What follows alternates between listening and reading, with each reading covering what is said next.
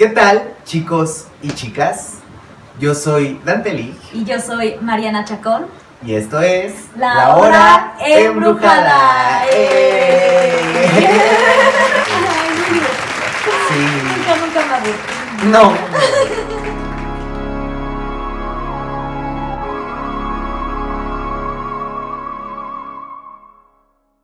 Ustedes saben, allá del otro lado de la pantalla, y sobre todo aquellos que ya llevan tiempo siguiéndonos prácticamente desde que iniciamos este proyecto, este espacio, La Hora Embrujada siempre ha estado abierta como a diferentes dinámicas y pláticas y otras cuestiones. Entonces, en esta ocasión vamos a retomar nuestro esquema original. Sí. También vamos a hablar en esta ocasión sobre la magia del manzano. En la parte de mancias vamos a hablar sobre la alomancia, que es la adivinación con sal. ¿Cómo se interpreta la sal? No, porque es un elemento muy común, entonces la verdad yo tengo mucha curiosidad. Todos tenemos sal en la cocina, en la casa. Y además, obviamente, cerraremos esta hora embrujada especial con A Media Luz. Sí, en donde vamos a hablar justo de los himnos órficos y de dónde vienen, cómo surgen, de qué hablan y cuál es su importancia sobre todo. Entonces, tráiganse su café, tráiganse su botana y disfruten de esta hora embrujada.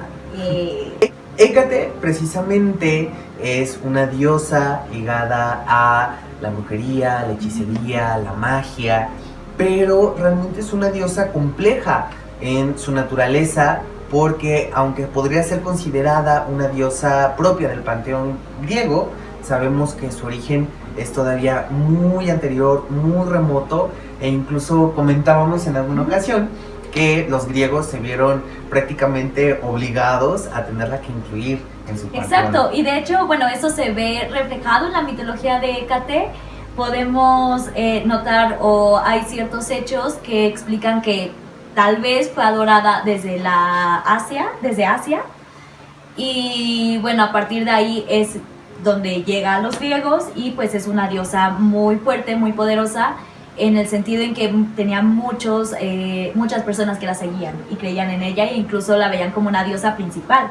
Entonces, en la mitología vemos incluso como Zeus, que es en la mitología griega el dios padre, ¿no? El que tiene un poco el mayor rango en realidad, Zeus, es él mismo respeta la omnipotencia de Hécate. Entonces, incluso en los mitos, pues él mismo respeta que es tal vez una extranjera, pero entiende la omnipotencia, entiende todo su poder y la respeta. Entonces, así es como explican un poco los griegos esta sincretización, pero sí es una diosa muchísimo más antigua, ¿no? De hecho, su sincretización en el panteón romano sería con la diosa Trivia, que de hecho es no tanto su equivalente, sino más bien como una semejante, porque Trivia también posee como aspectos muy concretos, y Hécate, por otro lado, ya viene la mincha que también quiere participar. Sí, quiere salir. Por otro lado, tiene aspectos como muy propios. Por ejemplo, esta misma diferencia la podemos ver con la diosa Astarte, que Exacto. Por un lado representa la luminosidad de la noche, la luna llena, este resplandor precisamente. Y por otro lado tenemos a Hécate, que más bien sería la energía de la luna obscura, ¿no? La energía precisamente de obscuridad. Y es que en un origen Hécate pues era una diosa de las tierras salvajes y que estaba vinculada al inframundo también.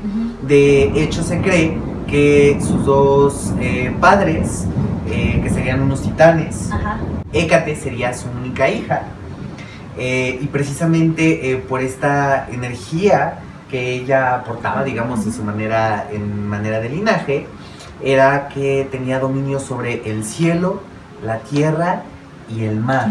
Además, de hecho, precisamente los marineros la tenían como deidad tutelar, porque ella aseguraba un viaje que fuese seguro, una ruta que fuese, pues digamos, propicia para poder completar la travesía. Y además también Hécate, por esta misma antigüedad, antes cumplía o se le encomendaban todo tipo de tareas. Ella propiciaba buena suerte, elocuencia, fertilidad.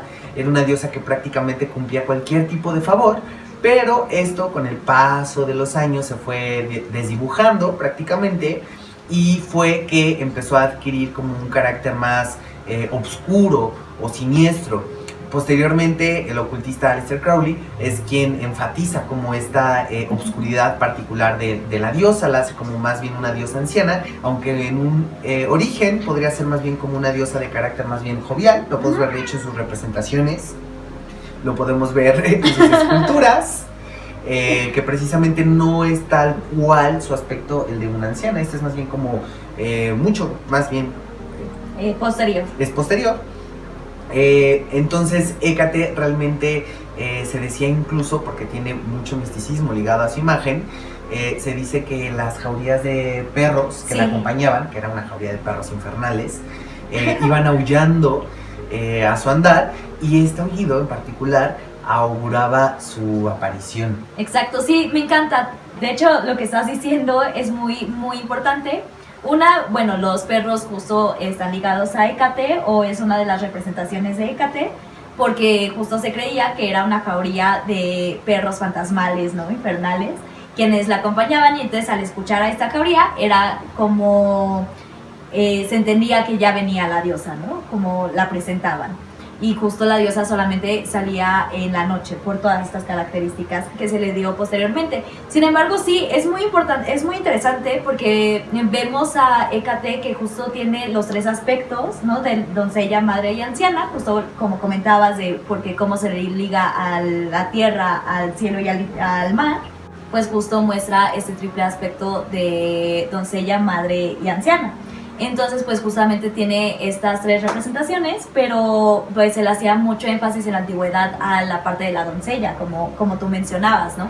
Las primeras figuras era justo de Hécate, una Hécate joven, pero justo esta joven bruja, o esta joven que también tiene la parte de la oscuridad, ¿no? Sin embargo, las representaciones en esculturas o en arte que se conocen es de una doncella, pero esta doncella con la parte oscura, y ya posteriormente ya se representa más con su parte anciana. Sin embargo, pues es muy importante porque Hécate tiene estos tres aspectos justamente, ¿no? Entonces vemos que por este motivo, o es uno de los motivos por los que se respetó tanto en el panteón griego, ¿no? Que incluso se dice que Zeus la respeta, y se mete a Hécate en diversas historias y en diversos mitos, ¿no? Circe pues se cuenta que hace un altar justamente de Sauce llorón, en nombre a Hécate, porque Circe, recordemos que también es una diosa de la brujería, una diosa bruja, y a quien le reza, pues a Hécate, que es digamos la madre de todas las brujas, ¿no? O la diosa mayor, o la omnipotente, en este sentido. De hecho, las figuras de Hécate antes eran como muy comunes, y en los campos y en ciertos poblados, a cada cierta distancia se encontraban representaciones de esta diosa, sobre todo en las encrucijadas de caminos, que es otro aspecto muy central y propio de esta deidad en especial. Y a los pies de estas esculturas, de estas representaciones, se depositaban toda una serie de ofrendas para que la diosa obviamente fuese benigna, porque era tanto temida así como respetada. Obviamente esta diosa también, al ser absorbida, adquiere otros aspectos míticos, y es que eventualmente es considerada como una hija, de hecho la hija menor del dios Zeus. Y dentro de los propios aspectos míticos existen también, o se narran, batallas que existieron en el Olimpo, donde Hécate incluso en alguna de ellas se alía con el dios Hades, porque tenía también este aspecto propio del inframundo. Para poder encarar esta batalla. Y después obviamente Hécate se arrepiente y le vuelven a brindar como este trono en el Olimpo, sobre todo porque en el aspecto, o dentro del mito de la diosa Perséfone, que recordemos que la diosa Perséfone desciende al inframundo al ser raptada por el dios Hades.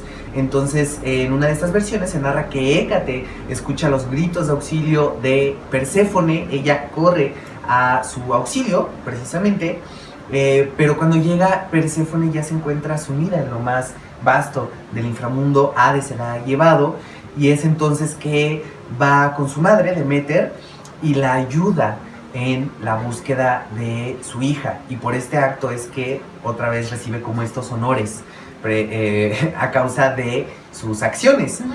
Y de hecho, en la antigüedad se le sacrificaban al terminar cada lunación, en el periodo de luna oscura o luna muerta, se le sacrificaban a corderos o un perro negro. Y esto obviamente se cree que hacía que la diosa Hécate se manifestara sobre todo a sus creyentes, a sus hijos, digamos, con una antorcha, o a veces 2 antorchas, que es una de sus representaciones, donde lleva 2 antorchas para protegerse y al mismo tiempo pues poder llevar esta visión y este poder que representaba o representa la antorcha. Y se les aparecía, a veces en forma de mujer, a veces con 3 aspectos, porque recordemos que es una diosa tricéfala, ¿no? Porque posee precisamente a veces 3 rostros. En ocasiones estos rostros eran de una yegua, a veces de una serpiente también, de una loba, por ejemplo, y a veces también se manifestaba con sus formas, ya sea con 3 rostros humanos a la vez, o con 3 cuerpos que también componían pues a la diosa en sí misma. Eran algunas de sus manifestaciones, tal cual.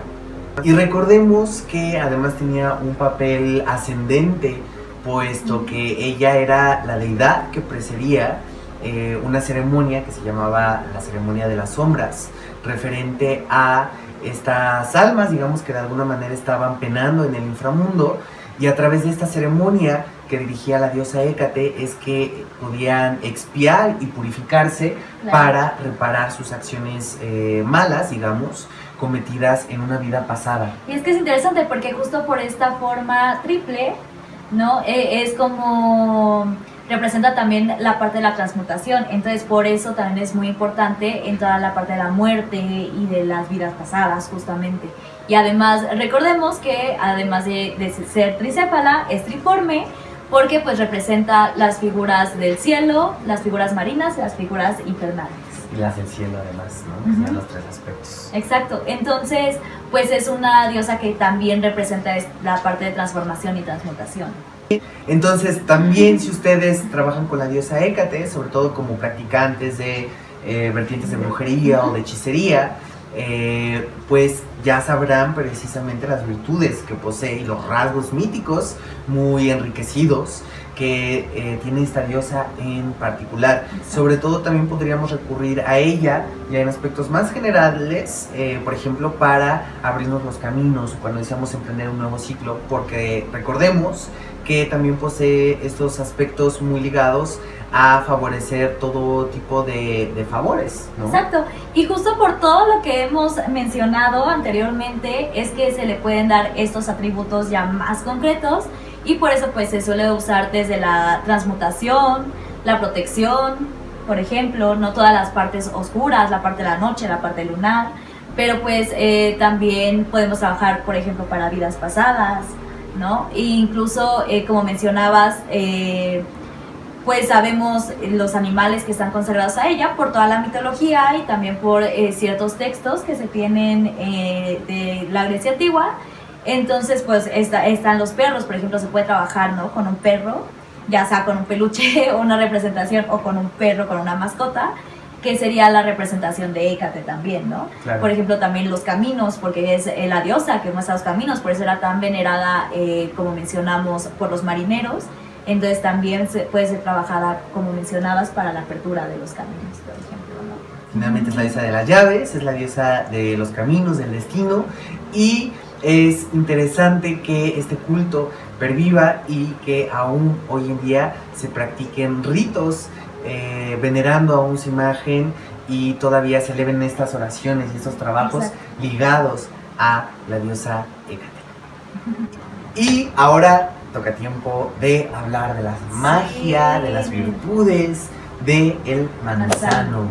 Exacto, ya de hablar de nuevo en esta sección de herbolaria, en donde pues justo qué es lo que pasa con el manzano, o cómo lo podemos ocupar, cómo podemos trabajar con él, qué aspectos tiene el manzano. Cuéntanos. Dinos tú. Dinos. Ilumínanos. El manzano, de entrada, está consagrado a Afrodita principalmente dentro del panteón griego, hablando un poco también dentro de esta relación de la diosa Hécate. Y también retomando un poco este tipo de cuestiones, comentábamos hace un momento que a la diosa Hécate se le hacía sacrificios de ciertos animales. Y en la práctica contemporánea, en este tipo de recetas o ritos donde se precisa de sangre animal, ¿no? Que obviamente pues son ritos antiguos, se sustituye precisamente con la sidra de manzana, que es una de las virtudes que también posee este árbol mágico, este árbol mítico, y además no solo está consagrado a la diosa Afrodita, que digamos que sería como la divinidad tutelar de este árbol, sino que también posee relación con otras diosas como Freya, por ejemplo. Sí, de hecho me gusta mucho este árbol y esta fruta, la manzana, porque creo que también tiene esa dualidad. Por ejemplo, como comentabas, la sidra, que es originaria, o bueno, uno de sus orígenes está en España, en Asturias sobre todo, y en Vasca, en la tierra vasca. Aquí es en donde se empieza a sintetizar, en lugar de sangre, usan la sidra de manzana, en esta brujería de allá, de Asturias, y la brujería vasca sobre todo. Y bueno, en la otra parte también está la parte en la que se le relaciona de Afrodita, en algún otro video que hablamos justo sobre Afrodita, y ahí está, búsquenlo si no lo han visto. Hablábamos un poco sobre la historia de la manzana de la discordia, ¿no? Que es muy importante, porque bueno, es que la manzana que prácticamente origina la guerra de Troya, pero además de eso, pues recordemos que quien ganó, por así decirlo, el juicio de París y ganó el título de ser la diosa más hermosa, la diosa más bella, fue Afrodita. Entonces, por esto, o por este motivo, las manzanas están relacionadas con Afrodita. Por lo tanto, también con todas sus virtudes, como el amor, la belleza, la juventud, esa jovialidad, esa sexualidad también. De hecho, la manzana es considerada como el fruto de las brujas, porque posee todas estas relaciones con la magia, con la brujería. Y es que, de hecho, también para los celtas, ahora enfocándonos precisamente en este otro panteón, en esta otra cultura, para sus ritos, antes de poder sembrar en el campo, por ejemplo, se ofrendaba, se hacían libaciones de sidra para que el campo fuese entonces fecundo y fuese propicio. Claro. También, ¿no? Para los druidas era como un elemento sagrado, era una bebida que también poseía como estos elementos divinos. Y al mismo tiempo recordemos que, por ejemplo, la mítica isla de Avalon, la isla de las manzanas, también posee esta relación, obviamente, con este fruto mítico, que de hecho al partir de forma vertical nos vamos a encontrar con una estrella, digamos con un pentagrama. Ajá. Que tiene que ver precisamente con la evolución del ser, ¿no? Con la transmutación del ser humano, ¿no? Justo, y de hecho es muy interesante toda esta parte, porque además pues la fruta, la manzana, se relaciona directamente con la feminidad. Entonces también pues es una de las razones por las que se le da esos atributos de fertilidad. Recordemos que en muchas historias antiguas, la manzana representaba pues este rito de iniciación o este rito de paso de niña a una mujer fértil. Entonces también pues es una de las razones por la cual la sidra puede relacionarse directamente con la sangre, pero con esta sangre fecunda o fértil de transmutación, y por eso también estas ceremonias de regar la tierra con sidra, que es básicamente pues regar la tierra con sangre, ¿no? En representación, y es esta sangre pues que demuestra la parte iniciática femenina de la fertilidad, básicamente, ¿no?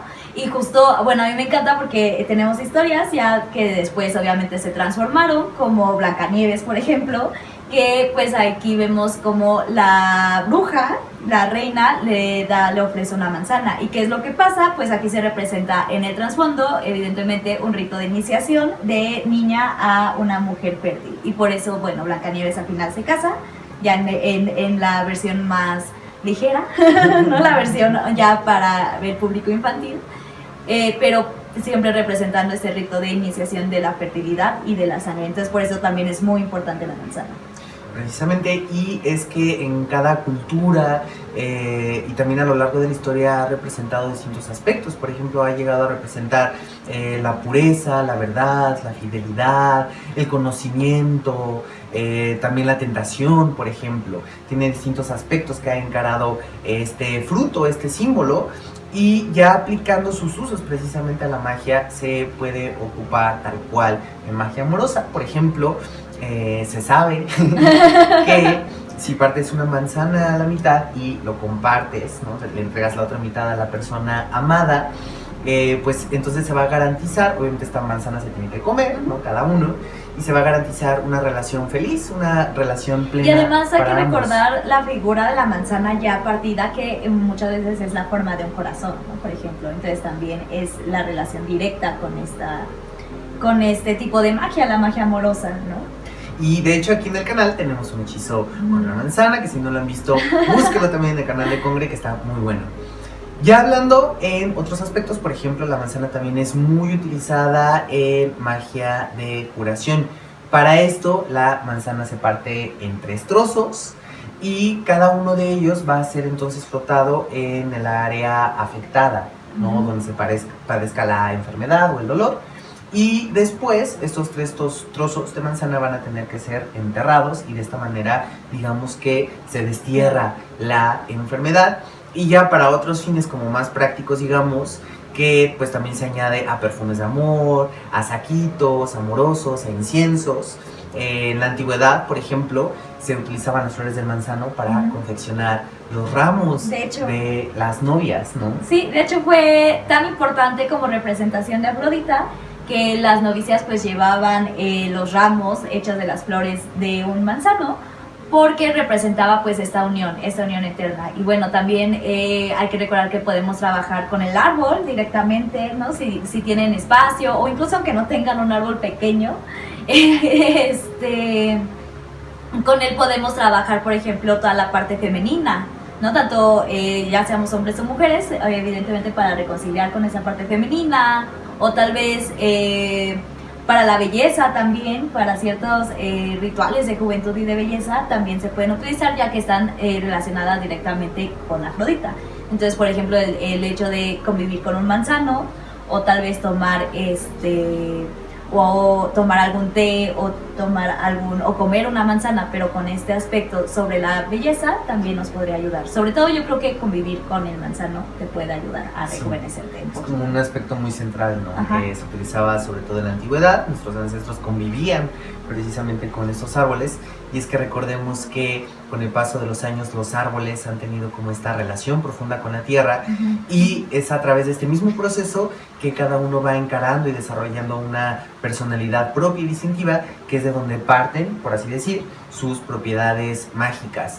Ya como dato adicional, también las manzanas, por ejemplo, son talladas para hacer muñecos que serían utilizados para representar personas dentro de la magia para cualquier fin. Entonces, si estos datos, estos tips de las manzanas les interesaron, o ustedes tienen datos adicionales, recuerden compartirlos en la caja de comentarios. Sí, igual si tienen algunas otras recetas, algunos otros usos que ustedes le den, pues igual ahí lo pueden comentar y nosotros lo leemos con mucho gusto. Y en nuestra sección de mancias vamos a hablar sobre la alomancia. ¿Qué es la alomancia?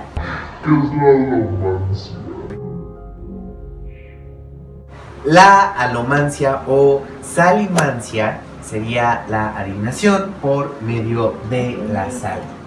Y de hecho este tipo de adivinación es sumamente antiguo. Al que adivinaría por este medio o a través de este método sería conocido como alomante o alomancista, en todo caso.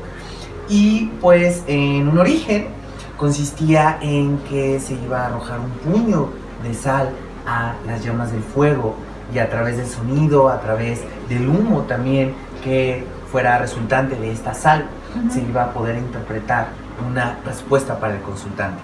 Ya en tiempos posteriores, este tipo de adivinación, la alomancia o salimancia, se fue adaptando, y existe otra versión en la que también se tomaría el puño de sal se efectúa la pregunta y es entonces que se avienta ya sea a un plato o al piso y a través de las formas o las figuras que la sal llegue a formar es que también se interpretaría para poder brindar una respuesta al consultante. Qué interesante. Y es que sobre todo porque es algo como un poquito más común, entonces creo que justo lo pensé, si tengo una lectura de emergencia y no tengo nada a mi alrededor, solo sal, aventamos la sal. Aventamos la sal y con eso puedes adivinar súper fácil. Obviamente hay que conocer un poco sobre el simbolismo, un poco sobre las figuras, pero si ya tenemos por lo menos alguna noción, creo que incluso con un poco de esta intuición, creemos que intuición no es lo que me imagino, sino más bien lo que voy sintiendo a través de lo que conozco, puedo guiar también mi interpretación. Entonces, ya no hablando más, Mariana, te vamos a hacer una interpretación de alomancia. ¡Qué nervios! Pues entonces ya le di a Mariana un poco de sal. Mariana, por favor, dinos tu pregunta. Ay, quiero saber. Hace poco hice un examen, entonces quiero saber cómo me fue. Solo cómo me fue. Entonces arroja el puño de sal al fuego. ¿Al fuego? ¿No explota? No, no explota. Ok. Depende.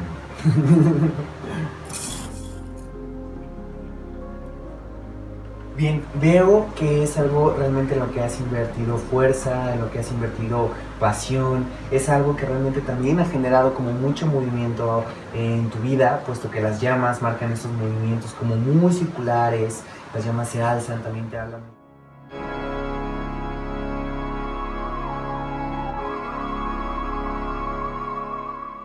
Bienvenidos a Media Luz.